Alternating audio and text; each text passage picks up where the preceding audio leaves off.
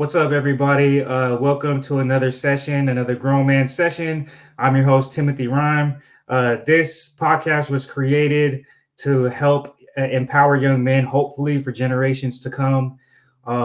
We are going to be having real and honest conversations with other men so that we can hear about the things that they've had to deal with in their lives, the struggles that they've had to overcome, and hopefully we take away some lessons and some gems that we can learn from ourselves. If there's any young men or anybody listening right now that hears anything that resonates with you and you want to ask questions, feel free to drop a comment. Or if you want to get into a broader discussion, you can always reach us through the email address that's in the description below. But without further ado, let's get this thing going.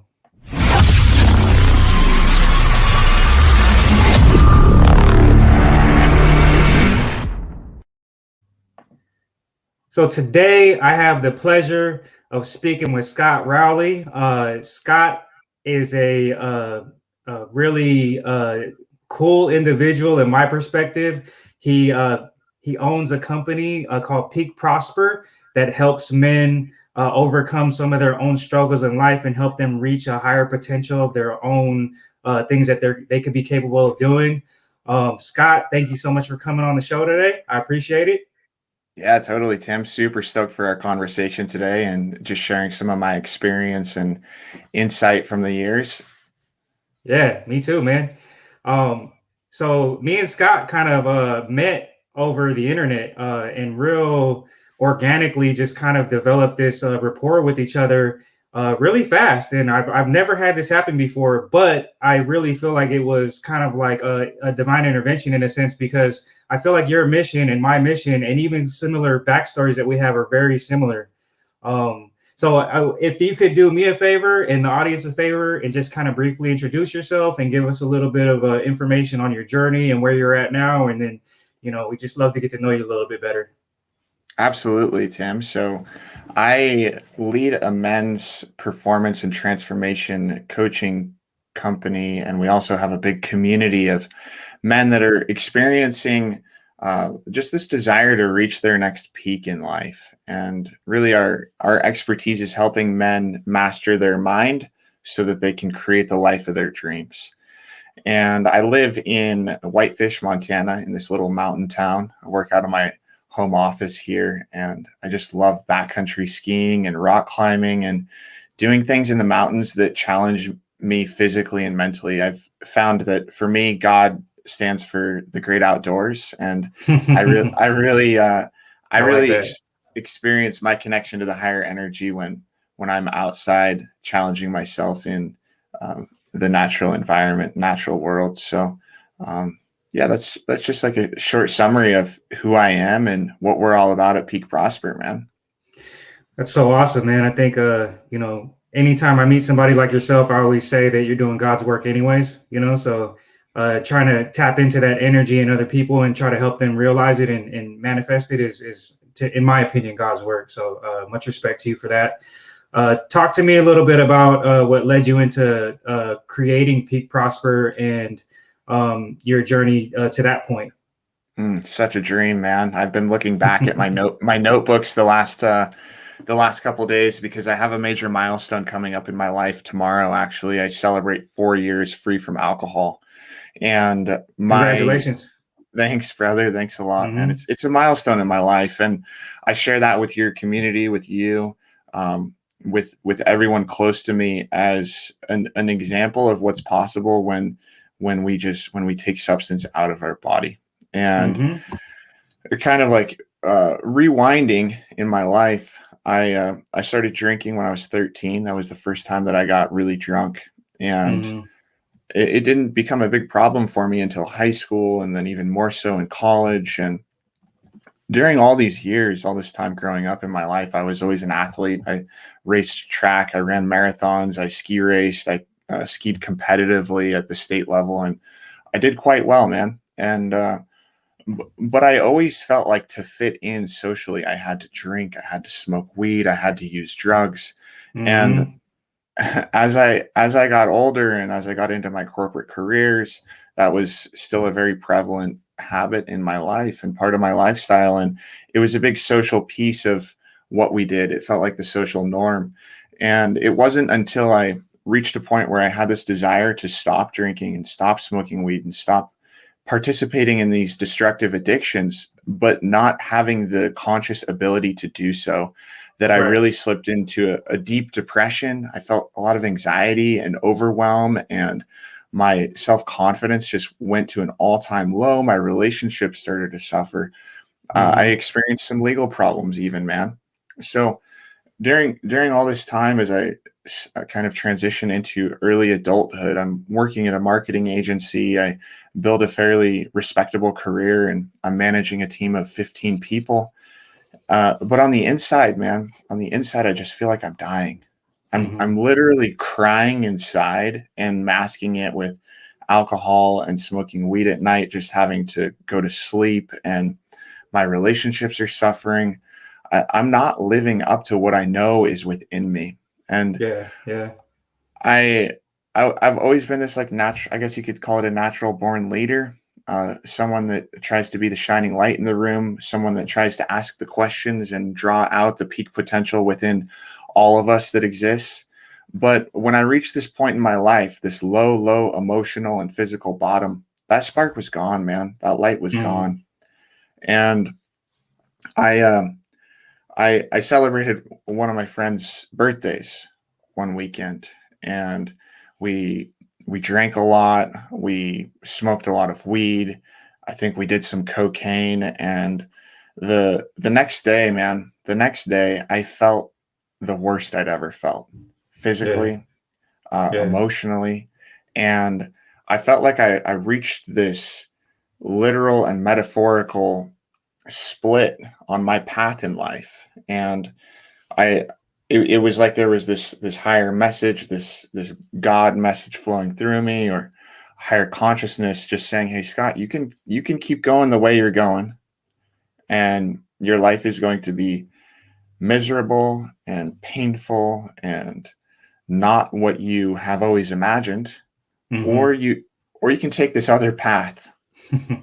The woods. I mean, there is no defined path on this option. I don't know where I'm going. I'm kind of stepping into the unknown, and choosing to Mm-hmm. go that different direction that day, those 4 years ago, brought me here. I mean, Tim, you and I, we would not be talking if I decided to keep getting loaded multiple times a week and Mm-hmm. continuing to try to just exist in this world.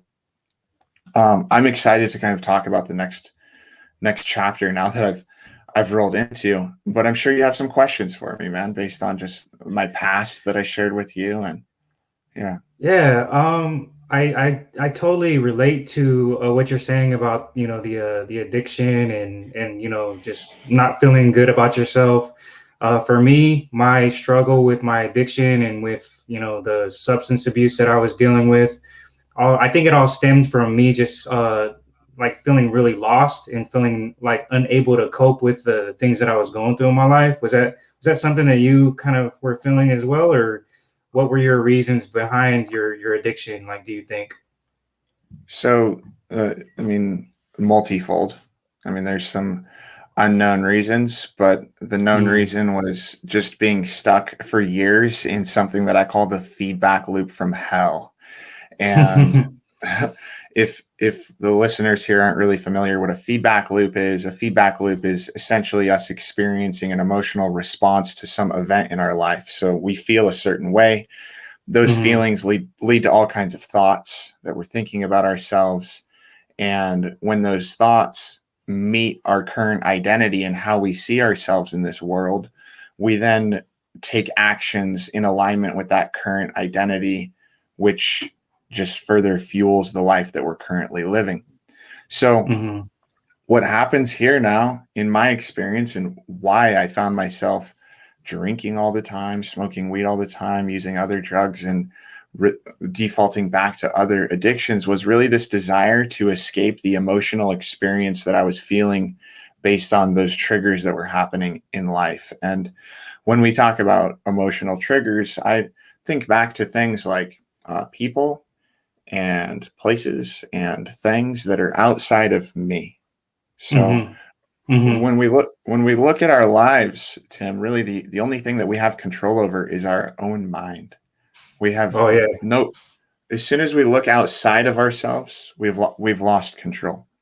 Mm-hmm. So that means that we can actually control our emotional response to things. But for all those years, I was in this reactive feedback loop from hell where I was reacting to certain emotions and feelings that I was having by drinking and using drugs and feeling like that was the way that I had to keep on keeping on just because that was my current identity. I mean, I identified with the belief that in order to fit in socially, one has to drink. If someone's stressed Mm-hmm. out, then one drinks. If someone is having fun, then one drinks. If Right. someone goes and climbs a mountain, one drinks. So Right. um, it was really an underlying inability to properly respond to emotions, really, So a little bit of is peer what it pressure as was. well, then, right?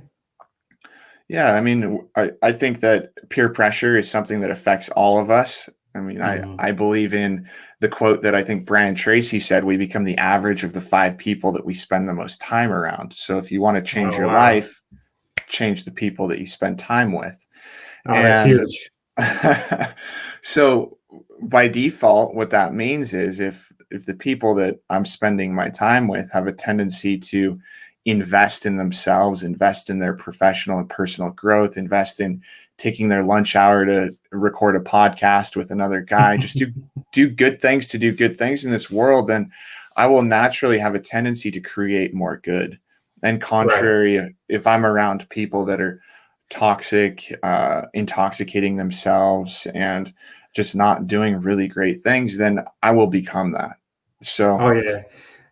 I actually learned one of the greatest lessons that I've ever learned in jail. And it was a guy that I was in jail with that would tell me, because we would have conversations and he would ask me about my story. And I was like, playing the victim, acting like it was nothing was my fault. But he would say, like, tell me who you're with and I'll tell you who you are. So exactly what you're saying, like you become the average of the people that you're around, like, and you have like I realize that I have the ability to choose those people that I'm around. And once I chose that once I had that idea and I owned up that idea that I can choose to have this person in my life or I can choose to not have him in my life, I felt so empowered. I mean, it's scary and you don't want to wander into the unknown because it's scary and you feel like you need certain people or you need to be in certain circles, but it's really empowering because then you start realizing that you don't need that, like there's other stuff out there for you that you can build from and take from, and that'll actually make you better. yeah, and Tim, that makes me think of this exercise that I give to all of the guys that I work with, and it's to go and consciously make an assessment of the 5 most positive people that you spend the most time with, and the Mm-hmm. five most toxic negative people that you spend the most time with. And this is a very heart shattering exercise for guys to go through because oftentimes when we step back and look at the people that are having a toxic or negative emotional or physical impact on our lives, they're the people that are closest to us that we really Oh yeah. love and care about. And what this exercise leads guys into sometimes is kind of a feeling of pain when they believe that that negative person is someone they have to push out of their life. And it's not so much about pushing that person out of your life as it is becoming aware of the emotional and physical effect and influence that that person can have on you if you aren't consciously aware of it. So, Yeah, I think that's great advice. So to anybody listening, I mean, if you want to take on that challenge for yourself, I highly recommend at least doing that self-assessment of just recognizing, like, if certain people are in your life that aren't necessarily, helping you in in certain ways, then, maybe you might want to consider a little bit of distance, because that's what I did. I had to create distance from a lot of people because it just wasn't healthy for me, as hard as it was, and I still to this day have some distance with some people that I just feel I can't entertain that anymore, regardless of how much time has gone by. yeah, I mean, I always say if something isn't right in your life, or if there's something that you want to create more of in your life, then find people who already have that, people who are already doing that. If you want to be happier, then surround yourself with more happy people. If you want to make more money, then surround yourself with people who make more money. I mean, if you want a healthy relationship with your wife or your girlfriend, then surround yourself with people who have healthy, nourishing relationships with their wife or their girlfriend. Otherwise, you're just surrounded by other people that are effectively blind, trying to lead you into a direction that they have no idea how to navigate. Yeah. I think that's part of my motivation, man, for having a podcast like this is I never had any of that. And Mm. so I just want to find people that I feel like, could offer that to somebody else like yourself. I mean, you've already given us some great information. So, I mean, I'm taking notes personally, because I feel like these are things that all of us should, to a certain extent, kind of entertain so that we can, like just be happier and have a more of a stable peace of mind and be more successful in life. And I want that for everybody. Like I want everybody that has the ability to do it to do it. Mm. Certainly, man. Certainly. So when it comes to Peak Prosper, it sounds like you're able to, help men find a light within themselves to reach another level, like you said. That's got to be fulfilling for you, like coming from where you Mm. come from and having been through the struggles that you've been through, to be able to not only overcome the struggle yourself, but then to be able to be the person that helps that other person, overcome their struggles. Like, what's that like? Mm. Intrinsically fulfilling like nothing that I've ever experienced in my life, man. I mean, I've it's pretty miraculous to see how fast it's fallen together. And Hmm. I've been doing some reflection recently, and really Peak Prosper started about 4 years ago, but I didn't get my first coaching client, somebody that I was really working with closely one-on-one, until about 2 years ago. And Hmm. now we're influencing hundreds of men in 3 countries. And the results that guys are experiencing is beyond my wildest imagination. I mean, what some of these guys are doing with the tools and toolbox that we're giving with them is absolutely astounding. Like taking their relationships that are crumbling and falling apart, and they're arguing all the time, and they're just these intoxicating, what I call sinking ships. A sinking ship is a relationship with holes in it, Hmm. and patching and mending and recreating these relationships so that they can actually become the intimate, thriving, romantic relationships that they've always desired. And I mean, I'm seeing guys start and build six-figure and multiple six-figure businesses, Wow. grow their business by 2x to 5x, and I mean, lose significant amounts of weight and overcome the addictions that are holding them back in life from really becoming the peaceful, calm, compassionate, and focused leaders that I believe are within all of us out there. Oh, So, definitely, definitely. Do you think that, um, regardless of what somebody's been through, that they can heal certain things that that they've kind of wrapped their identity around, to then you know move on to something greater within themselves? Like, do you feel like that everybody has that redeeming quality? yes, and I think of I Les agree. Brown. I think of Les Brown. If listeners don't know of Les Brown, definitely look him up. He's the African American man that's, I think, in his early 70s now, Mhm. and he says, if you want anything in life, you got to stay hungry. Les Brown, when Les Brown was in middle school, he was labeled mentally retarded and put into the challenged high needs kids classification, and he believed that to be true all the way through high school, Oh, which made wow. it very, very hard, if not impossible, for him to read, write, and do arithmetic. Now Les Brown is one of the most influential speakers, writers, and leaders of our time. So that all happened because a mentor came into his life and helped him shift his identity and change his internal beliefs about himself. See, when we go back, Tim, and talk about something I was talking about a few minutes ago, we have little control over the things happening outside of us, but we have all the control of the things happening inside of us, which means that the stuff happening outside can only influence what's inside if we allow it to. Yeah, I So, totally agree. But how do you, like, I know people, and this is even true of myself to a certain extent, that you talk to, you have these internal dialogues with yourself, but you haven't like necessarily come to that conclusion that, well, I need help.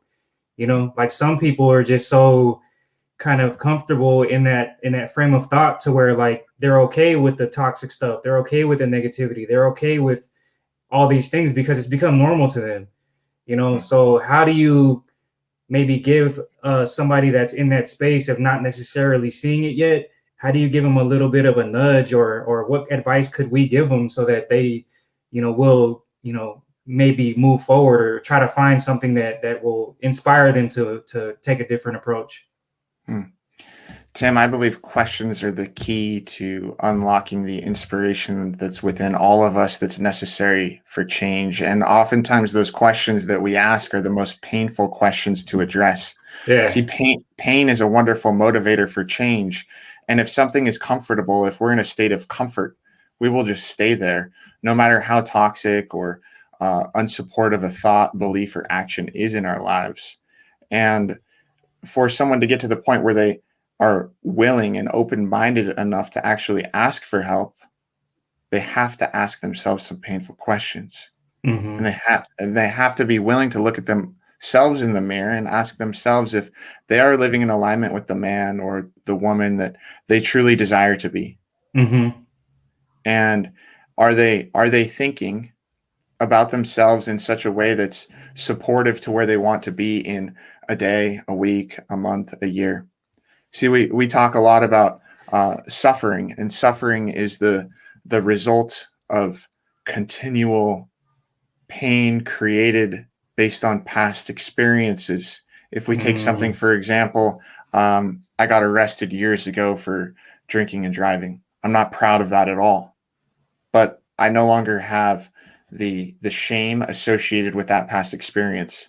I Hmm. learned from it. I'm grateful that I went through that so that I can share that as a piece of my story that with other people that suffer from that. Now, suffering begins to happen when I associate a lot of shame with that past story and that past experience. Oh, my life would be so much better if I hadn't have done that. Right, right. Or, and a lot of suffering is also created when we subscribe to this story of I'm not good enough, or Hmm. I'm not where I should be, or I'm not Right, as far along in my life as my other friends are. I should be where they are. That right. creates a lot of suffering. And I believe that awareness of our thoughts and awareness of the effect that those thoughts are having on our lives is the first step to really building the catalyst for change. And when we think something long enough, we will come to believe it as true for ourselves. So if Hmm. I continue to repeat in my mind, I am not enough, I'm not helping enough people, I'm not where I should be in my career, we will come to believe that as true, and we will Hmm. act in alignment with that truth, Hmm. which just circles us back to like my original question there, like where do we begin by helping people with change? It's important to just ask the right questions, whether those questions are coming from me or from Tim, or from your own mind or your own mouth, or a search on Google. Like what questions should I ask myself in order to inspire change? Right. And just being honest with yourself.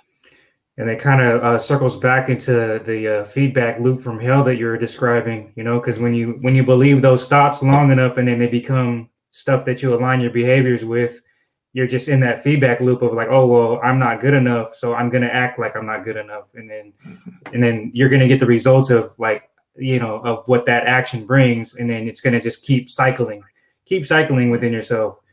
But like you said, if you can stop that thought from manifesting and replace it with a more positive thought, then that can start a more positive feedback loop, and you start to see change. I mean, I personally feel like that's where my growth took place, was when I realized that it's not working. These things that I was subscribing to and these thoughts just weren't working, And it's not anything that I even, I say like being a grown man, in my opinion, isn't a destination, it's a journey.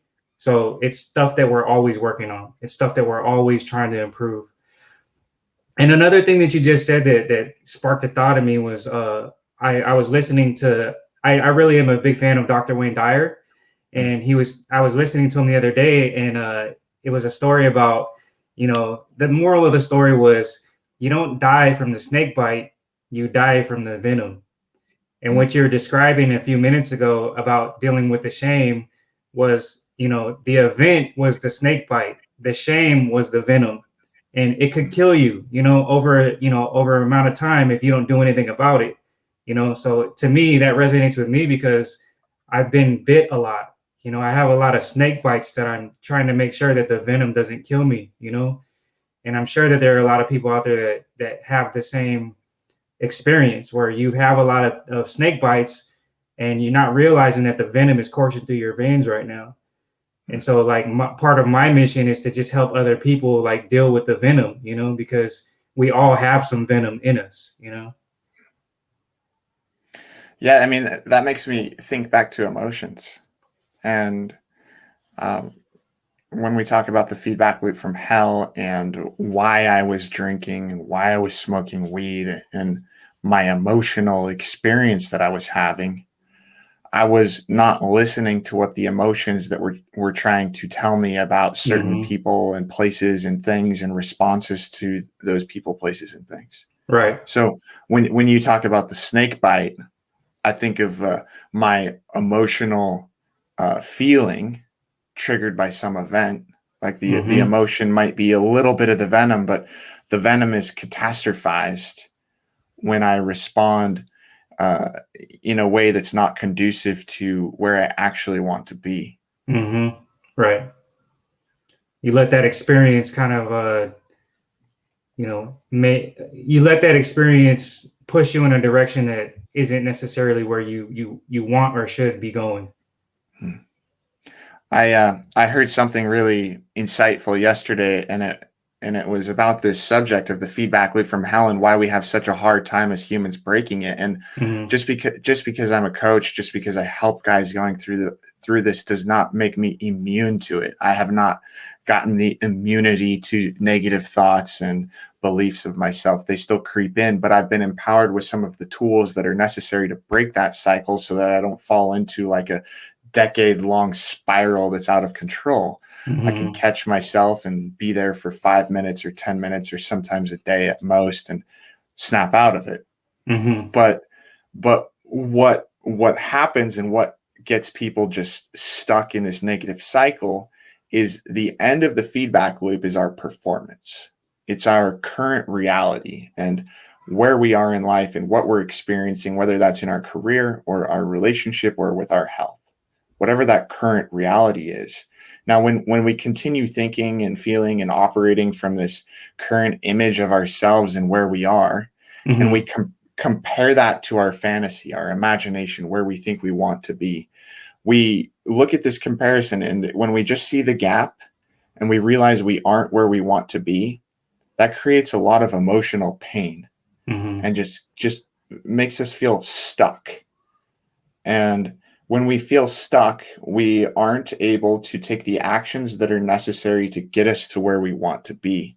Now, when we go to this place in our imagination of where we want to be, let's just say, for example, you want to be living a life of financial freedom and spending some time on the beach with your wife, just chilling and feeling calm inside and peaceful. This is your imaginary state of mind, your imaginary state of being.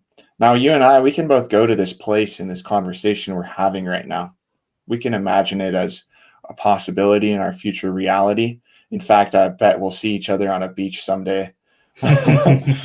Now, when we hold this imagination in our mind for long enough, and we use our willpower to keep this imaginary future experience to be true, this experience of sitting on a beach, feeling calm and peaceful and living a life of financial freedom, just chilling with our wives, having a great time in the sun.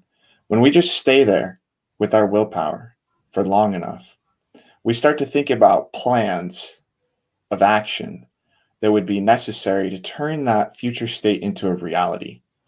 And once we have the clarity around the plan that's necessary to get to where we want to be, we can start imagining what actions would be necessary to create this future imaginary state.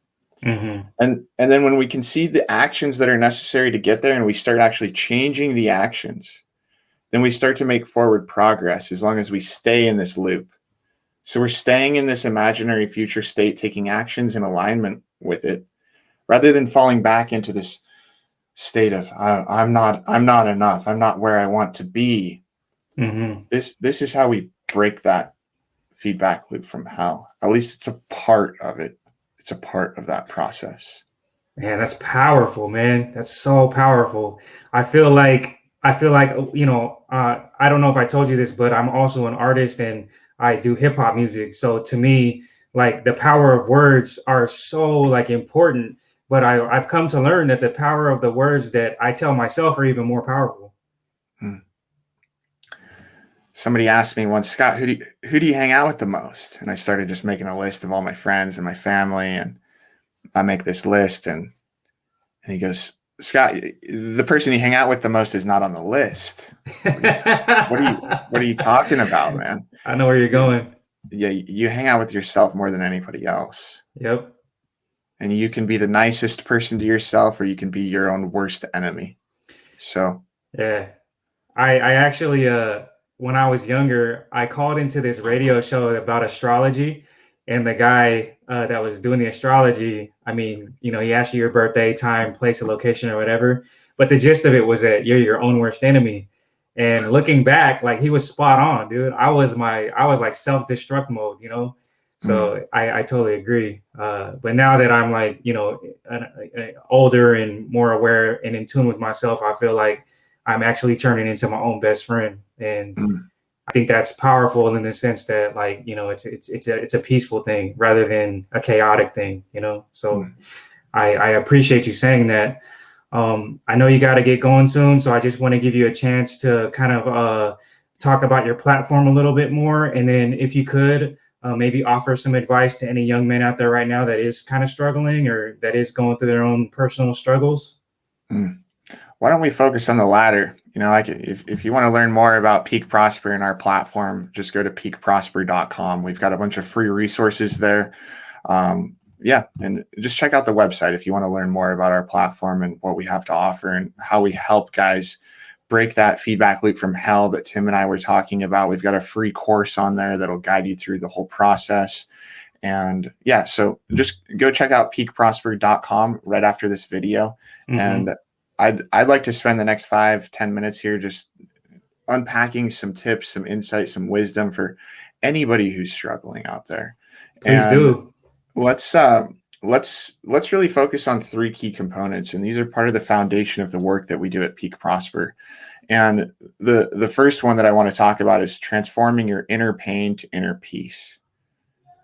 Transforming your inner pain to inner peace. See, when we try to create a future state, a future life, a desire, a dream, a goal, something else in our lives that we believe that we want from a state of inner emotional pain, it won't bring us the peace of mind that we desire it to bring. It won't. And what I found through my own life experience is that as men, we carry around a lot of emotional weight. And you can probably relate to this, Tim, just as grown men, just having to be strong and tough and be the provider and keep our family up, even when they're feeling down, even if we're feeling down. And man, that load gets heavy, dude. It's like carrying around a school backpack full of like 15 books, right? It weighs like 70 pounds and it's just an unmanageable load. So like, what do we do with this emotional weight as men? Is we stuff it down, we avoid it, we repress it, we suppress it, we try not to feel those feelings by emotional escape. And emotional escape can be either via substance or just trying to change our thoughts or our behavior or going to the gym or trying to work harder or reading a book. Or I mean, they don't have to be these negative addictions. They can be really anything to just avoid an emotional experience that's unpleasant. Mm-hmm. And my insight and kind of like where I'm going with this is to, rather than escaping and avoiding your emotions that you might be feeling that are uncomfortable, that are unpleasant, to just be with them. Just be with them and go within. And what I mean when I say go within, I mean go within your mind, go within your heart, go within your soul, and really feel those emotions and listen to what they're trying to tell you. See, when we listen to our emotions, they will teach us so much about our lives, about ourselves, about the impact of our surroundings and our environment. But when we repress, suppress, express, and avoid our emotions, we don't get the opportunity to actually tap into what those emotions are trying to tell us. Mm-hmm. So, I like that. I think I know what you mean by carrying that heavy load, and it can get challenging at times, but um, you know, recognizing those emotions, I think, in my family is not necessarily, I talked about this in another podcast where, recognizing emotions in some cultures, like on the male side, can be looked at as weak. Whereas I don't necessarily feel like that. I feel like, tapping into your emotions and allowing yourself to be emotional, I feel like is a human thing and not a cultural thing. So I appreciate you saying that. yeah, man, totally. And I mean, once you tap into this state, and once you do what I call it the inner work. And the inner work is a process that we go through to drop that emotional backpack that we were talking about, so that Mm-hmm. we don't have to carry that load. And that creates more focus and clarity and energy and insight, and really helps us tap into our intuition. And from there we can actually create this vision for our future. So anyone listening here today, if you don't have a crystal clear vision for your future, I mean crystal clear, all the details, do the work that's necessary to clearly define what that vision is. Because then you have something to work towards, and you know what that imaginary state is that Tim and I were talking about today, so that you can break free from the pain that you might be experiencing in the present and start taking the actions necessary to get to where you want to be in life.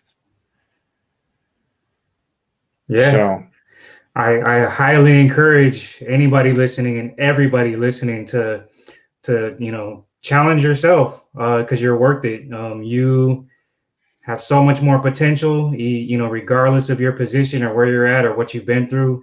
Like we've said before, it's never too late to make a change.